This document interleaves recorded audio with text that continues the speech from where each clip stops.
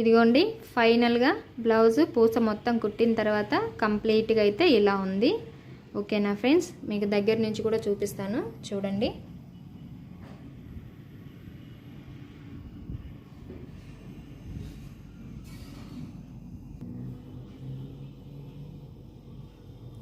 Tassels అయితే ఇదిగోండి ఇలా కుట్టాను.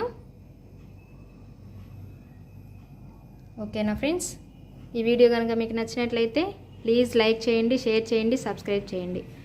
కామెంట్ మాత్రం చేయడం మర్చిపోకండి. లైక్ మాత్రం కంపల్సరీ చేయండి. Thank you for watching. ఇదిగోండి ఫ్రంట్ కూడా సేమ్ ఇలాగే ఉంది. బ్యాక్ సైడ్ ఎలా పెట్టామో ఫ్రంట్ కూడా సేమ్ అలాగే పెట్టాము.